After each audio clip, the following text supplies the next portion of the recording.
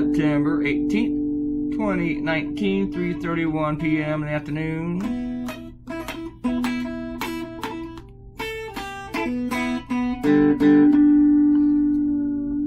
And this is episode, what number are we at? We're at 623.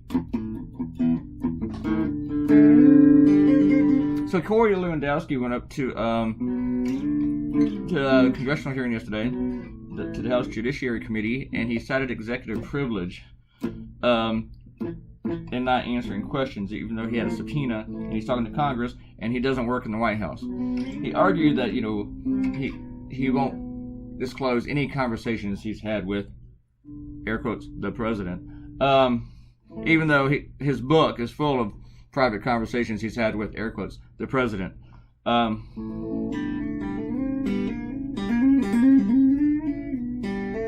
The thing is, the Republicans are winning with this.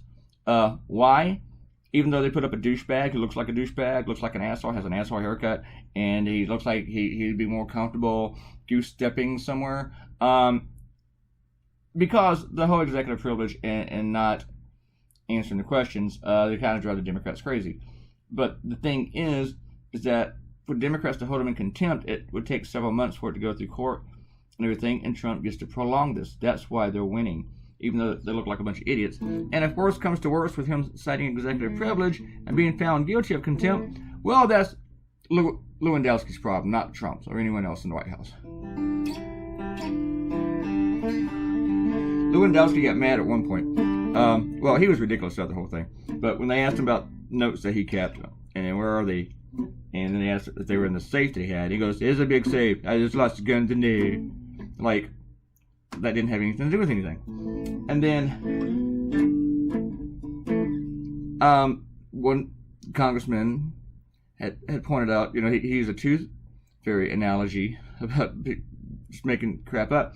And Lewandowski got mad because, his children were watching. The same children that is part of his excuse for not following Trump's directions when he asked him to go tell Jeff Sessions to limit his investigation, or to limit Robert Mueller's investigation. He decided not to do it. Then he said, "I went on vacation." It must have been a really, really long vacation because he never did it. He asked someone else to do it, and they didn't do it.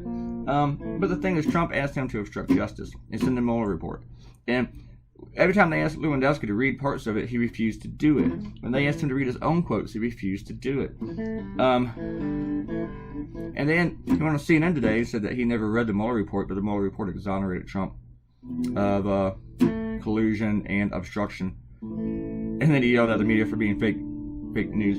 CNN actually hired him for a while as a contributor after he said, before, but they had him on the show after he said that he has no requirement, no obligation to be honest with the media, because he basically admitted that he lies. And now he wants to run for the Senate in New Hampshire.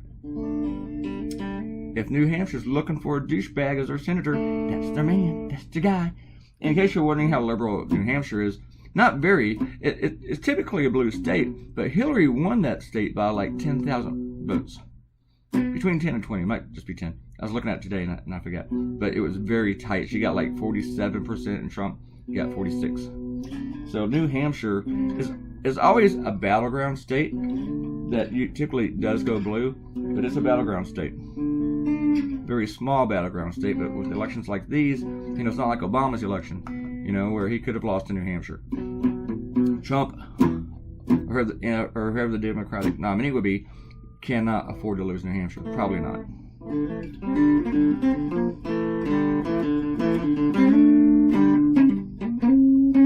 So anyway, Lewandowski, as a Republican, has a chance. As a big, fat, lying, sycophantic, cult-worshipping douchebag, he probably doesn't have a chance. Do some shout-outs, folks. Oh, also, I wasn't really too sure about this cartoon. I stared at it for a while. I just wasn't really... I don't know. I just wasn't really feeling it all that much. I just felt like I could do something even funnier. And I kind of hated not doing something on Brett Kavanaugh and Sean Spicer at the same time. But the ideas I had with all three of them just weren't they weren't good at all. But this cartoon's doing well online. The Week made it the cartoon of the day. And I'm like, really? This one? So, anyway, no, that's cool. I take it. Oh shit, just a minute. Errol says, "How is your Yiddish pronunciation better than your English?" What did I say? You don't have to remind me, Errol. I don't know. I read a lot of Mad magazine when I was a kid, and there was a lot of Jewish jokes in Mad that I did not get as a kid because I lived in Louisiana. Jewish joke. I have no idea what that means. I didn't know schmuck was Jewish until I was like my late teens. Errol, why does my getting a life have to mean it's some guy? Probably some guy. Congratulations on your upcoming big names. You shouldn't be fancy pants book. Well, we got to make sure that we get them. But we got one. Errol, moving sucks. I'm sorry your landlord sold the house and booted you out. Sad face with eyebrows emoji. He's a nice guy, the landlord and all. So I'm not angry. Everyone else here is angry, but I'm just like, it's just more the situation to me. It's too bad. That's it. Robert Coutinho says, with any luck, we may finally see Republicans seeing why a current disaster, Captain Bones poses the problem, when you cannot trust your government. Sorry, we're running out of time. To give accurate weather forecasts without lying, how in hell are you supposed to trust them with something far, far more important? Exactly, I agree with that. And Amanda says, congratulations, you are amazing. Well, thank you, Amanda.